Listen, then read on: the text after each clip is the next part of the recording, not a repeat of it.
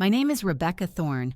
I'm 35 years old, and I never thought I'd be back here, perched on a flimsy cardboard box in the supply closet of my family's company.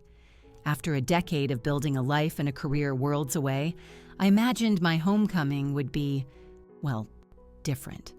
Instead, my brother Marcus just gave me that familiar, condescending smirk as he pointed to the cramped, dusty space behind the main conference room.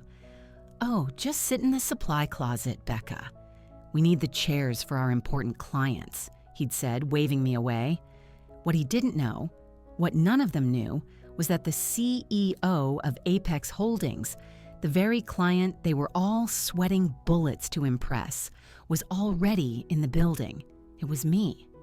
If you want to hear just how I orchestrated this little reunion, let me know where you're watching from in the comments. Hit that like button and subscribe to see how I finally flipped the script on the family who never saw my worth. Growing up in Oak Ridge, the kind of small town where your last name defined you, my family was practically royalty. Thorne Financial was the cornerstone of our community, an investment firm my father, Richard, had sculpted from sheer grit and a modest loan from his brother. Our imposing brick building on Central Avenue, with the polished brass Thorne family crest glinting over the doorway, was a monument to stability and success. Dad started it with just himself and my mother acting as a part-time secretary, eventually growing it to employ over 30 people from our town. My mother, Helen, was the picture-perfect corporate wife. She orchestrated lavish dinner parties for clients and meticulously managed our family's public image, all while raising 3 children. She had a degree in economics, a fact she rarely mentioned, and she never once used it in a professional capacity. "A woman's role is to support her husband from behind the curtain," she would tell me whenever I'd ask why she didn't work at the firm. I'd catch her sometimes, staring at the building with a distant, wistful look in her eyes as we drove by, but she never uttered a word of complaint. Marcus, my brother, and 3 years my senior, was anointed the heir apparent from the day he was born. It didn't matter that his grades were average or that his grasp of financial strategy was paper thin. Dad poured all his resources, his knowledge, and his connections into molding Marcus. He was handed summer internships, brought into private client meetings, and sent to expensive business schools. All of it served up on a silver platter. "Marcus just has the Thorne instinct for the market," Dad would boom at family get-togethers, conveniently omitting the fact that he'd just spent the previous night fixing a disastrous investment recommendation Marcus had made. I used to watch from the shadows of Dad's home office as he'd work late into the night, untangling Marcus's blunders, only to praise him in front of everyone the next day. My younger sister, Chloe, who was 4 years my junior, dutifully walked the well-trodden path laid out for Thorne women. She got a degree in communications, did a short stint as the firm's receptionist, and then married the son of one of Dad's golfing partners. Now she spent her days organizing the company's charity galas and raising 2 perfect children, seemingly content in the role that had been assigned to her. And then there was me, the middle child who never quite fit. By the time I was 12, I was completely captivated by the stock market. I'd devour financial newspapers, track market trends, and build mock portfolios that, more often than not, outperformed my father's own conservative picks. By 16, I had turned my earnings from babysitting into a small but surprisingly robust personal investment fund. "Rebecca, put those charts away. That is not suitable conversation for a young lady at the dinner table," my mother would chide whenever I tried to discuss a promising new tech stock. My father would just chuckle and pat my head. "Leave the complicated stuff to your brother, sweetie. Why don't you go help your mother with the client gift baskets?" The summer before I left for college, I poured weeks of my life into creating a comprehensive analysis of Thorne Financial's entire portfolio. I identified a dozen underperforming assets and outlined a clear strategy for diversification and growth. I perfected my presentation, rehearsing it in my room, convinced that this would be the moment Dad would finally see my potential. He glanced at my meticulously prepared binder for maybe 30 seconds before closing it. "Women don't run investment firms, Rebecca," he stated, his voice flat and final. "Clients want to see a man at the head of the table. It's just the way the world works." From the doorway, Marcus smirked. "Nice try, Becca. Maybe you should stick to planning the office holiday party." That night, something inside me shifted for good. I applied to the best finance programs in the country, hunting for scholarships and student loans.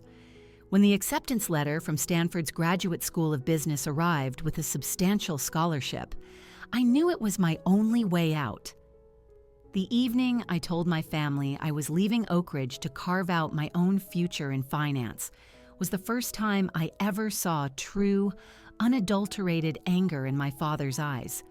"You are abandoning this family for some pipe dream," he roared. "No daughter of mine is going to embarrass us by crashing and burning in a man's world." My mother just wept silently into her napkin, while Marcus looked smugly triumphant. Only Chloe gave my hand a furtive squeeze under the table, a silent flicker of support. "If you walk out that door, Rebecca," my father warned as I loaded the last box into my beat-up car, "don't you dare come crawling back to us for help." I was gone before the sun rose the next morning. The next 10 years were a relentless grind of 18-hour workdays, a diet of instant noodles in shoebox apartments, and a slow, exhausting climb up the corporate ladder. I interned at top-tier firms, saved every last dollar, built my own professional network from scratch, and eventually convinced enough early investors to back my own venture, Apex Holdings. I intentionally chose a name with no connection to myself, determined to succeed based on pure performance, not on a family name. Within 5 years, Apex Holdings grew from a corner of my tiny apartment into a titan occupying 3 floors of a Manhattan skyscraper. Our client roster boasted Fortune 500 companies, and our investment returns consistently crushed market averages. Throughout it all, my contact with my family was minimal. We exchanged Christmas cards. I had the occasional stilted phone call with my mother and sister. That was it. They knew I had a job in finance, but I kept the details of my success to myself. Pride was a fortress, and frankly, they never asked. It was the death of my aunt, Eleanor Vance, my mother's sister, that finally dragged me back toward Oak Ridge. She had been my quiet champion, the one person who believed in me enough to invest her entire retirement savings as my very first major client. In a letter she left for me, she'd made a final request: reconcile with your family. "Life is too short for all that pride, Rebecca," she had written. "Show them who you've become, not to gloat, but so they can finally, truly know their daughter." So when I got wind that Thorn Financial was desperately seeking a partnership with a larger firm to stay afloat, I saw the perfect, almost poetic opportunity. Apex Holdings was actively looking to acquire regional firms with established client bases. I tasked my team with arranging a meeting, but with one critical instruction. My position as founder and CEO was to remain strictly confidential until the moment I walked into that room. I came back to Oak Ridge with a sliver of hope in my heart. Maybe now, with my success as undeniable proof, they would finally see me. Maybe they would welcome me home with respect. I couldn't have been more wrong.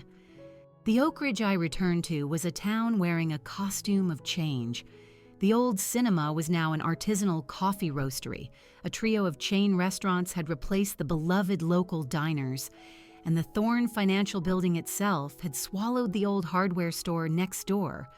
The family crest was now dramatically lit by spotlights, a beacon of prosperity, or at least, the illusion of it. I chose the new downtown boutique hotel over the guest room at my parents' house. After dropping my bags, I called my mother to let her know I was in town. "Rebecca!" "Oh, what a wonderful surprise," she chirped, despite the email I'd sent her the previous week about my visit. "We simply must have dinner tonight. Your father will be so pleased." I seriously doubted that, but I agreed to meet them at the Riverside Grill, the stuffy, overpriced restaurant reserved for major celebrations. My mother and sister greeted me with hugs that felt more obligatory than affectionate. Mom looked older than her 59 years, with new worry lines etched around her eyes. Chloe looked exactly as I'd pictured, perfectly coiffed and clad in a conservative floral dress, her husband Benjamin hovering nearby like a security detail. "You look so urban," my mother commented, her eyes scanning my tailored black pantsuit and sharp haircut.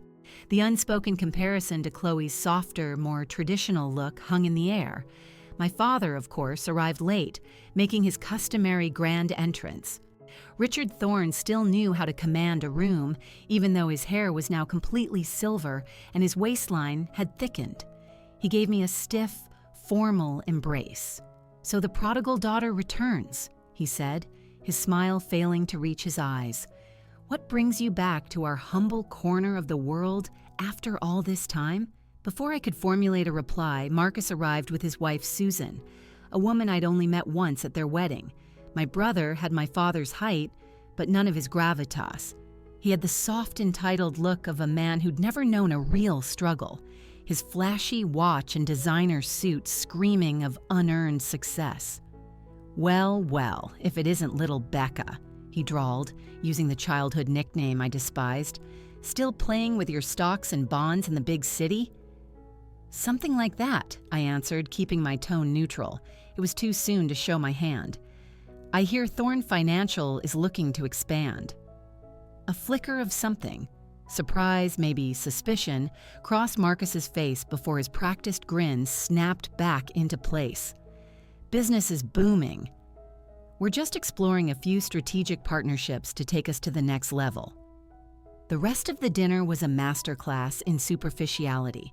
We talked about Chloe's kids, local gossip, and carefully curated versions of our lives. No one asked any real questions about my career, and I offered no details. The tension was a living thing at the table, the old wounds still raw beneath the thin veneer of a family reunion. As they cleared the dessert plates, I made my move. "I understand you have a big meeting tomorrow with some potential investors. I'd love to sit in, see the family business in action again." An awkward silence descended. Marcus was the first to recover.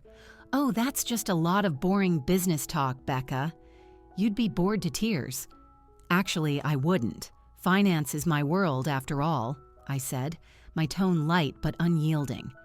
My father cleared his throat. "It's a private meeting, Rebecca." "Highly confidential." "I can sign an NDA, of course," I countered. "I handle sensitive financial information every single day." Another strained silence. Finally, my mother stepped in. "Oh, Richard, I think it would be lovely for Rebecca to see how much the business has grown. She's family." My father and Marcus exchanged a look, a whole silent argument passing between them in a second. Finally, Dad gave a curt nod. "Fine.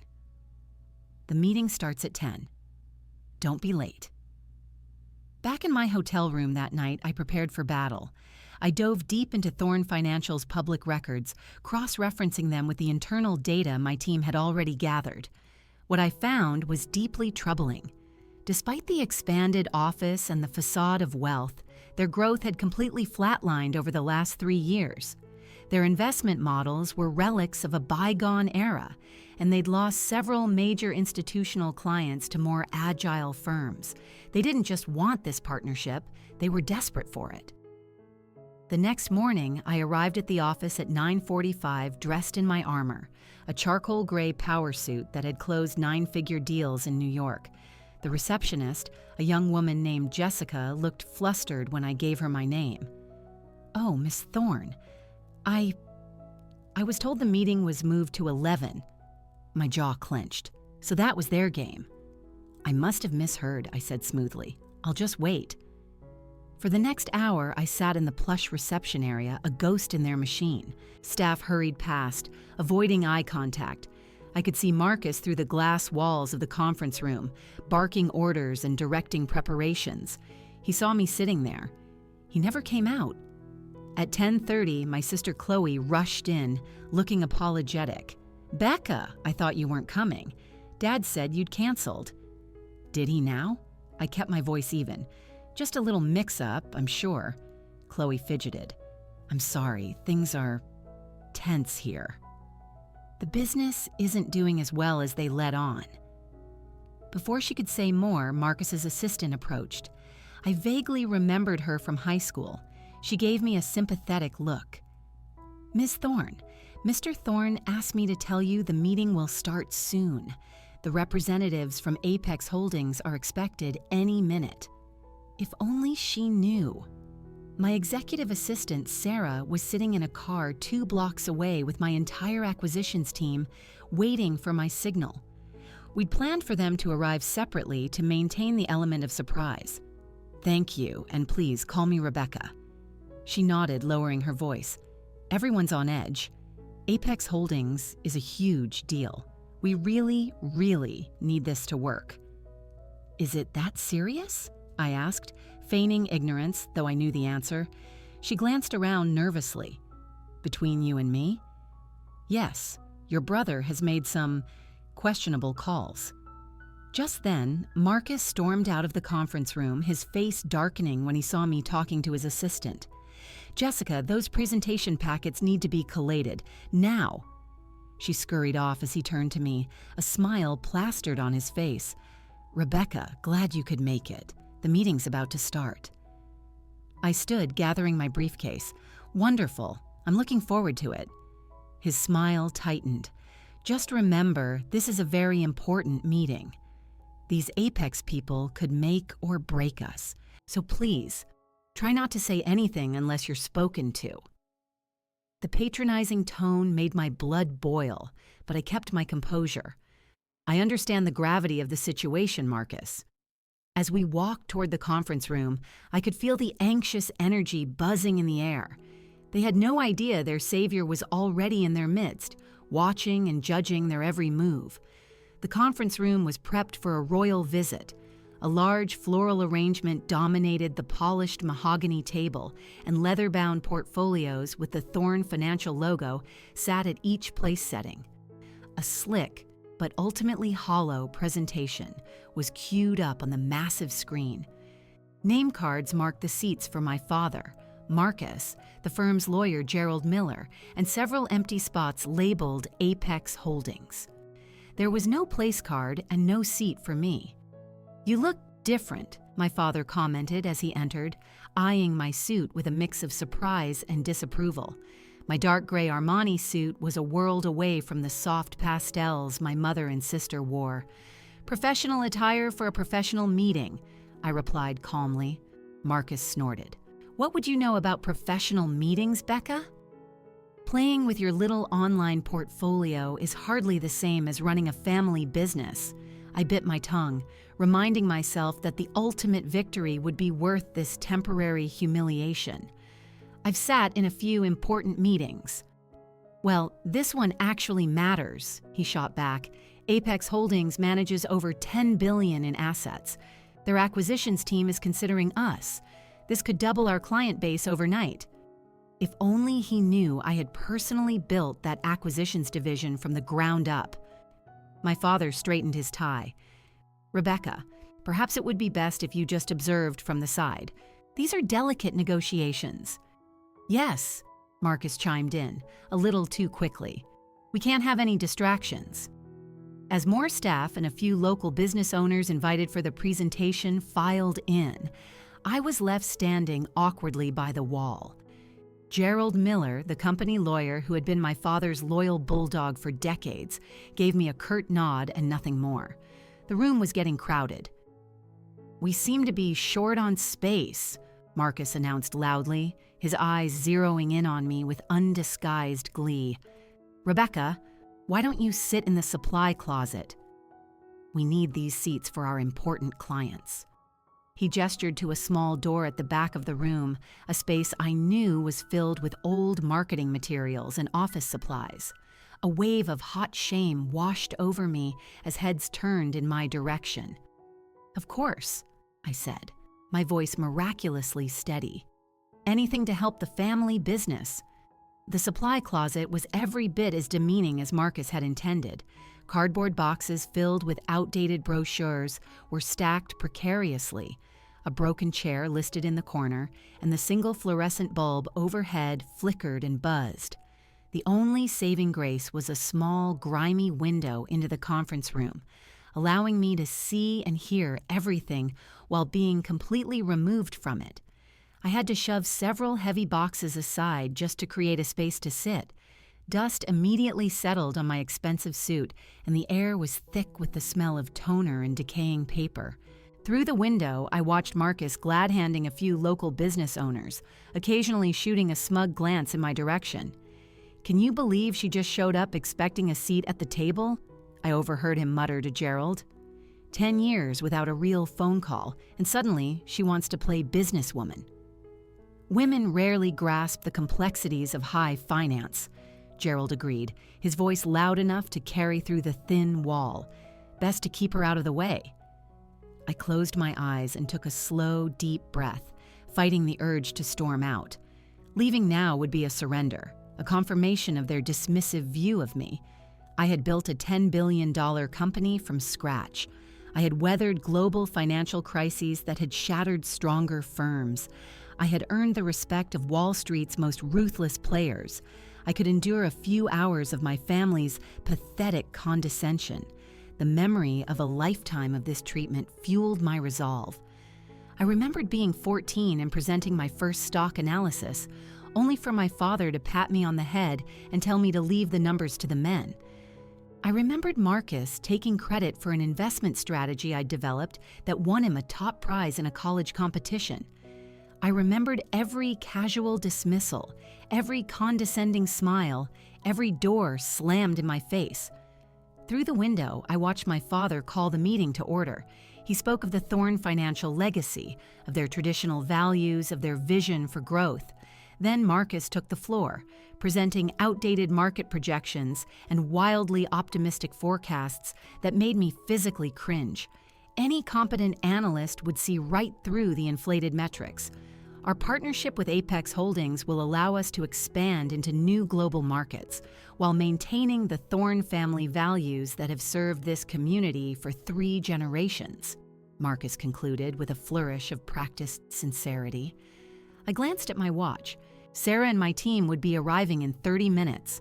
Until then, I would continue to watch and listen and gather a final tally of just how badly my family's empire needed saving. As the presentation dragged on, I could see the anxiety mounting among the staff. Jessica kept nervously checking her phone and whispering to other employees. My father's glances at his watch became more frequent, and the cracks in Marcus's confident facade began to show as the scheduled arrival time for the Apex team drew near. And through it all, I sat on my cardboard throne in the supply closet, invisible to them, but seeing everything. The proverbial fly on the wall, gathering ammunition for the moment, I would finally step out of the shadows and reveal who I really was. The dust made me sneeze, drawing an irritated glare from Marcus, as if my very existence was a deliberate disruption. And as the minutes ticked by, I found a cold, dark satisfaction in their rising panic. They had no idea that their entire future rested in the hands of the woman they had literally put in a closet. Poetic justice was on its way, and I planned to savor every last second. The air in the conference room grew thick with tension as 11:30 came and went, with no sign of the Apex Holdings team. My father's casual glances at his Rolex had turned into anxious, repetitive checks. Marcus was now pacing at the front of the room, his earlier bravado melting away like ice in the sun. "Should we call them again?" Gerald Miller, the lawyer, suggested, his usual calm cracking under the pressure. "We don't want to seem desperate," Marcus snapped, though desperation was radiating from him in waves. Through my little window, I watched the local clients getting restless. A few were openly checking their phones, others whispering behind their hands. This meeting was meant to be a display of strength, a reassurance to the community that Thorn Financial was securing its future.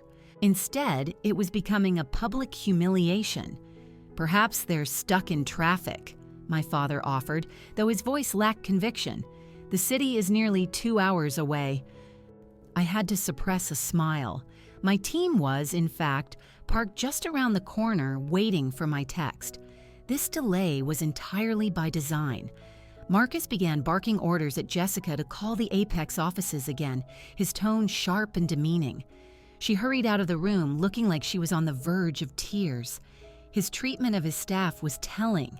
It explained the high turnover rate I'd uncovered in my initial research. "Marcus," my father hissed, "control yourself. We still have guests." My brother took a deep breath, straightened his tie, and tried to paste on a professional smile. "While we await our guests, perhaps we could review some of our recent portfolio successes." What followed was a painfully transparent attempt to stall for time. Marcus cherry-picked a few moderately successful investments, carefully skirting any mention of the catastrophic losses I knew they'd taken in the tech sector due to his poor timing and abysmal risk assessment. From my dusty perch, I couldn't help but mentally catalog their strategic blunders. Their asset allocation was far too conservative for younger clients, yet they'd made reckless, unhedged bets in volatile markets. Their fee structure was a relic, a flat percentage model that had been obsolete for years, and most damningly, they had zero consideration for environmental, social, and governance factors in their investments. A complete non-starter for the modern, conscientious investor. During a brief pause, I leaned through the closet doorway and spoke to Gerald Miller. "Have you considered moving to a performance-based fee structure? It's more competitive and aligns your interests with the clients." Gerald's eyebrows shot up, surprised either by my audacity or my knowledge. "That's not how we do things at Thorn Financial." "Traditional doesn't always mean optimal," I replied coolly. "The market has changed." My father overheard and shot me a dark look. "Rebecca, please. Refrain from offering uninformed opinions. We have run this business successfully for over 30 years. Just as I was about to retort, I caught snippets of a hushed, panicked conversation between two junior associates sitting near my hiding spot. "The quarterly numbers are even worse than they're telling people," one whispered.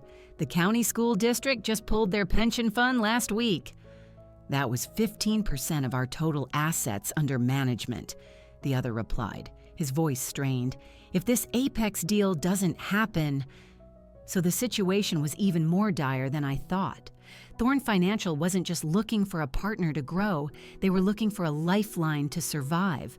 My father's rigid conservatism had left them vulnerable, and Marcus's clumsy attempts to modernize had only made things worse. It all clicked into place. The desperation, the frantic glances at the clock, the strained smiles. Their entire legacy was riding on this one meeting. Without an infusion of capital from Apex, Thorn Financial would likely be insolvent within a year. A strange cocktail of emotions churned within me. There was vindication. Absolutely. The cold satisfaction of knowing my early assessments had been correct. But there was also an unexpected pang of sorrow for my father's life's work, built over decades, now teetering on the edge of a cliff. Marcus came back into the room, his face pale with stress. "They should be here any minute," he announced, his cheerfulness painfully forced. "Apparently, there's a major accident on the interstate." Another 20 minutes crawled by. The local clients, sensing a sinking ship, started making their excuses and leaving. Each departure was a visible blow to my father's pride. "Perhaps we should reschedule," Gerald suggested quietly. "This is becoming untenable." My father's head snapped up. "Absolutely not.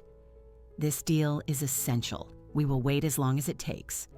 Right on cue, my phone vibrated. A text from Sarah. "In position, ready when you are." The moment of truth was here. A flutter of nerves danced in my stomach, despite all my careful planning. After a decade of building my success in the shadows, I was about to step into the light as the very person my family was so desperately waiting for. Would they feel pride? Resentment? Would this finally close the gap between us, or would it tear us apart for good? I slipped out of the supply closet, needing a moment to compose myself. In the hallway, I ran into Jessica, returning from yet another failed attempt to get information. "Is everything okay?" she asked, her young face etched with worry. It will be, I assured her. And by the way, you deserve to be treated with far more respect than what I've witnessed today. Her eyes widened in surprise, then softened with gratitude. It's been really tense. This deal isn't just about expansion, it's about survival. I nodded. Things are about to change, Jessica. One way or another. My phone vibrated again. Sarah. Car pulling up. Entering in 2 minutes. It was time. I took a final deep breath and texted back a single word. Proceed. I walked back into the conference room just as Marcus was making a last desperate pitch to the few remaining clients who looked bored and ready to bolt. Once our partnership with Apex is finalized, he claimed, his voice a little too loud, we will be positioned to offer our clients unprecedented returns. I quietly slipped back into my spot in the supply closet, wanting to witness the final dying moments of the old Thorn Financial before I remade it in my own image. Through the window, I saw my father rubbing his temples, the very picture of a defeated king. For all his flaws, he had built something from nothing, something I had once wanted to be a part of more than anything in the world. And in that moment, my motivation shifted. This wasn't just about revenge anymore. It was about saving a legacy, on my terms. My phone lit up a final time. Sarah. Walking in now. I straightened my suit jacket, brushed the dust from my shoulders, and prepared to step out of the closet and into my rightful place.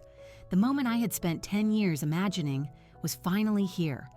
The entire energy in the conference room pivoted the second Jessica burst through the door, her face flushed with a mixture of relief and excitement. Every head snapped in her direction, conversations dying mid-sentence. "Sir," she announced, breathless to Marcus. "They're here." The CEO of Apex Holdings just arrived in the lobby. A collective sigh of relief washed over the room. My father instantly straightened his tie, and Marcus ran a hand through his hair, trying to compose his features into something resembling confidence. The few remaining clients sat up straighter, their interest suddenly reignited.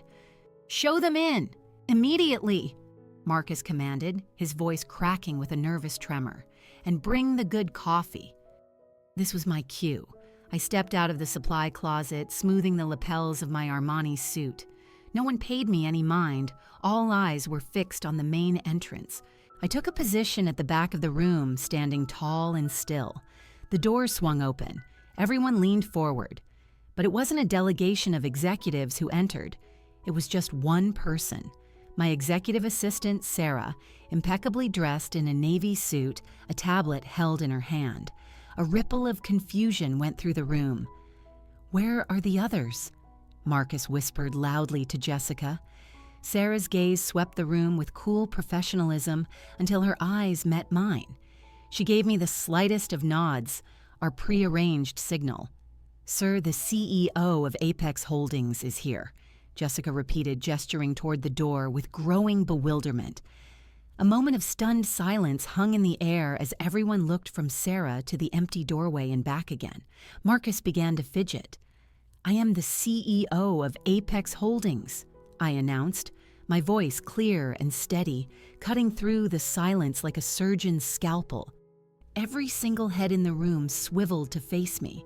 The expressions were a gallery of shock, confusion, then disbelief, then dawning, horrified comprehension on the faces of my family. "Rebecca?" my father whispered, his face draining of all color. Marcus was the first to find his voice, his embarrassment curdling into defensive rage. "Don't be ridiculous. Stop playing these stupid games, Becca. This is serious." Sarah stepped forward, her voice calm and unwavering. "Allow me to introduce Rebecca Thorn, founder and chief executive officer of Apex Holdings, which currently manages over $10 billion in assets across 17 countries." She handed me my executive briefcase, embossed with the Apex logo, then turned her tablet to face the room, displaying our company's official leadership page with my photo and biography in stark, undeniable detail. This is "This is insane," Marcus sputtered, his face turning a blotchy shade of red. "She's trying to embarrass us. Apex is a massive institution." Founded in 2014 by Rebecca Thorne, Sarah continued smoothly, after she graduated with highest honors from Stanford and completed her executive training at Morgan Stanley. Under her leadership, Apex has achieved average annual returns of 22%, outperforming market indices by nearly 8% year over year. The room was utterly silent. My father was frozen in his chair, his expression a mask of stone. The clients were watching the drama unfold with wide, fascinated eyes. "I built Apex from nothing," I said, stepping toward the center of the room. "No family name, no inherited book of business, no safety net, just pure determination and a better understanding of market dynamics than the people who dismissed me." My eyes locked with my father's. The memories flooded back. The night I'd pleaded with him to look at my analysis, his dismissive wave as he told me no one would trust their money with a girl. While Thorne Financial clung to outdated models and antiquated thinking, I continued, my voice ringing with the authority I had earned, I was busy building the very company you are now praying will save you. The company whose CEO you just relegated to a supply closet. Marcus made one last desperate grab for control. "This is a prank. Rebecca works for some small-time firm in New York. She can't be the majority shareholder and CEO of one of the fastest-growing investment firms in the country." I finished for him. "I kept my connection to Apex private for a reason. I needed to see how you would treat me as just Rebecca, not as a person with power." Sarah efficiently handed tablets to the remaining people, each displaying Apex's stunning portfolio and my verified credentials. The proof was irrefutable. "I didn't do this to humiliate you," I said, softening my tone just a fraction. "I came home hoping for a reconciliation. Instead, I was dismissed, belittled, and literally hidden away in a closet." My mother had appeared in the doorway during the commotion, her hand pressed to her mouth. "Rebecca, you built Apex? The company everyone's been talking about?" I nodded. "The very same. The company that has been evaluating Thorne Financial for a potential acquisition." "Why didn't you tell us?" she asked, genuine hurt in her voice. "Would it have made a difference?" I countered. "Would you have treated me any differently if you had known? Or would I still have been the daughter who needed to be shielded from the important business?" My father finally spoke, though his voice lacked all of its usual command. "You deceived us." "I showed you exactly who I have always been," I corrected him. "A capable, intelligent financial professional. The deception was in how you chose to see me." Marcus was still reeling, his face a cycling montage of anger and fear. So this was all just, what? Revenge? A setup? "Not revenge," I said firmly. "A reality check. Thorne Financial is failing, Marcus. Your quarterly returns are down 18%. You've lost 3 major institutional clients in 6 months. Your business model is a relic."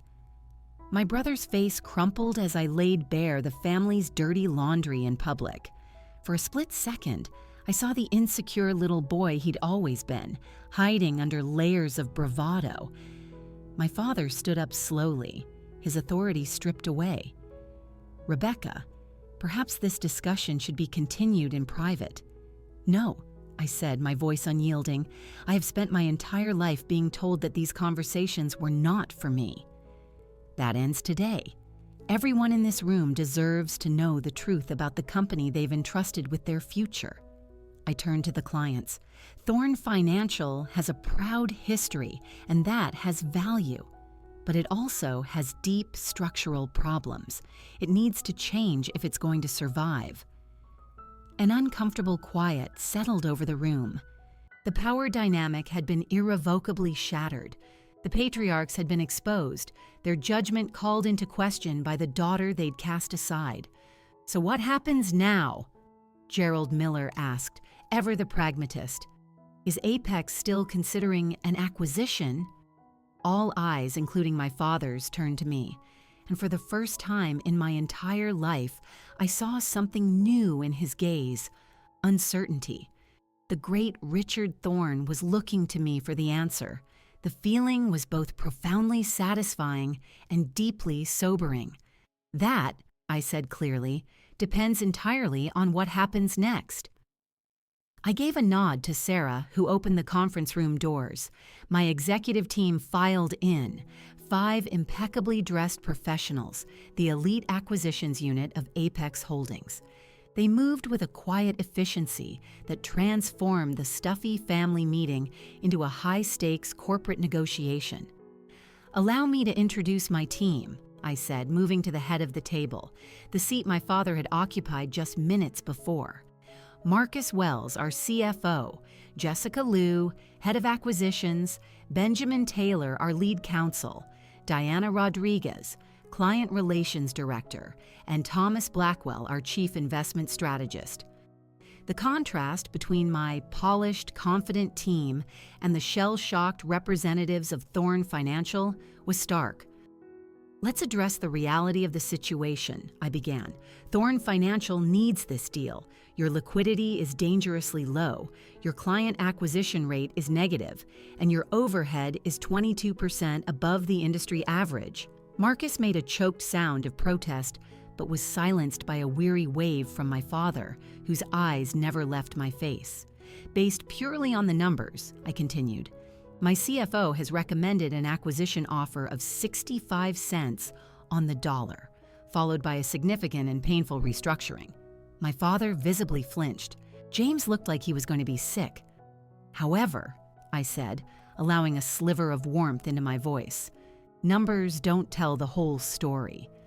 Thorne Financial has deep roots in this community and a brand that would take years to build. Those intangibles have value." A flicker of hope returned to my father's eyes. "You still want to proceed?"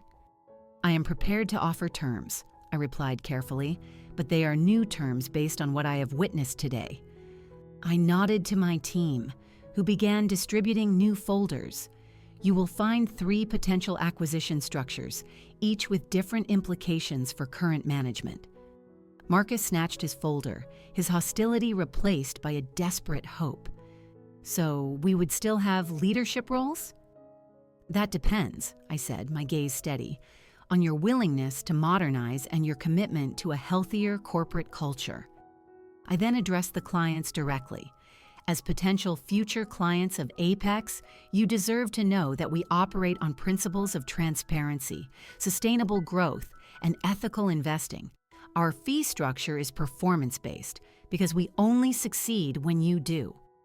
Several of the clients nodded, clearly impressed. "Rebecca," my father interjected, "perhaps we can discuss this as a family." "We are not here as family, Dad," I replied, the word feeling strange on my lips in this context. "We are business professionals. Apex has a fiduciary duty to its shareholders that supersedes any personal relationships." The hurt on his face was brief but sharp, quickly replaced by his own professional mask. That small glimpse of his vulnerability reminded me that this was a man watching his life's work hang in the balance. The man who, however reluctantly, had taught me my first lessons about the market. "However," I added, "I believe there is untapped potential here. The question is whether the right leadership is in place to unlock it." I then proceeded to deliver a masterclass in modern finance, deconstructing their portfolio, highlighting their outdated strategies, and contrasting them with Apex's agile, data-driven methodologies. My team provided supporting analytics, demonstrating our superior returns. All the while, I remembered the countless family dinners where my ideas, the very strategies that built Apex, had been laughed off the table. "Your fixed income portfolio is dangerously overexposed," I noted, a chart appearing on the screen, "and your client acquisition relies almost exclusively on personal networks, which is why you've failed to attract a younger demographic." The power in the room had completely shifted. Even my father was now listening with the intensity of a student. James made one last feeble attempt to push back. This is all very flashy, Rebecca, but our clients value tradition. Before I could respond, a client, Andrew Peterson, spoke up. Actually, we've been concerned about the conservative returns for some time. The hospital endowment needs more aggressive growth. James's final gambit had failed, proving my point for me. Here's my final proposal, I said, bringing it all to a head. Apex Capital will acquire Thorne Financial at 80 cents on the dollar, a significant premium. We will maintain the Thorne name as a regional division. Harold Thorne will be offered the role of Chairman Emeritus, an advisory position that honors his legacy while transitioning executive authority. James Thorne will have the opportunity to remain in a senior client relations role, where his natural skills lie. The relief on my brother's face was palpable, even though it was a clear demotion. But make no mistake, I concluded, looking from my father to my brother. Substantial changes will be implemented. My terms are generous, but they are not negotiable. We will not acquire a firm that refuses to evolve. The silence that followed was absolute. I had offered them salvation, but on my terms. After what felt like an eternity, my father stood. All eyes turned to him. "You always were the smartest one," he said, his voice thick with emotion. I was just too proud and too stupid to see it. It was the closest I would ever get to a full apology, and in that moment, it was enough. He looked at me, a businessman to a businesswoman. In principle, we accept. The formal acquisition was signed 3 weeks later in that same conference room. The space itself had been transformed. The supply closet was gone, knocked down to create a more open, equitable meeting area. The old Thorne logo now sat beside the sleek insignia of Apex Holdings. After the champagne and handshakes, I found moments to speak with my family individually. My father approached me first. "The papers are calling it a rescue," he said. "I see it as a necessary correction. I was wrong, Rebecca, about you, about what women can do in this business." He extended a hand. "I look forward to learning from you." I took it, but pulled him into a brief, surprising hug. "Your experience still has value, Dad." My mother came next, tears in her eyes. "I should have fought for you," she whispered. "I had my own degree in economics, my own dreams I never pursued." "It's not too late, Mom," I told her, offering her a position in Apex's re-entry program for women who'd taken career breaks. Hope bloomed on her face. My sister Chloe was next. "You built an empire and never told us," she said, half in awe. She then announced she'd enrolled in a graphic design course, a passion she'd long suppressed. I immediately told her the new division would need her talents. James found me last, out on the balcony. "I was always afraid," he admitted, his voice quiet. "Afraid I'd fail, that I wasn't good enough to fill Dad's shoes. You just highlighted all my insecurities." The honesty was disarming. "Running the company was crushing me," he continued. "I'm relieved. I didn't set you up to fail, James," I told him. "You're my brother. I want us all to succeed, just in the roles that actually fit us." For the first time, we stood together in a comfortable silence. Over the next 6 months, the transformation was real. My father found a new purpose as an advisor. My mother thrived, becoming a key liaison for older female investors. Chloe's design work brought a fresh energy to the brand, and James excelled in his client-facing role. I even established a mentorship program for young women in finance, naming it after my Aunt Eleanor. I ended up moving the Apex regional headquarters to Oak Ridge, splitting my time between my old hometown and New York. The journey from the supply closet to the boardroom wasn't about revenge. It was about rebuilding relationships on a new foundation of respect. It was watching my family find their own truer paths. It was about proving to myself that my vision was right all along. The validation that truly matters doesn't come from proving others wrong. It comes from proving yourself right. Have you ever had to fight to prove your worth to people who underestimated you? I'd love to read your stories in the comments below. If my story resonated with you, please hit like and subscribe for more content about overcoming the odds. And always remember, the person they put in the supply closet today might just be running the whole company tomorrow. Thank you for listening. End of story.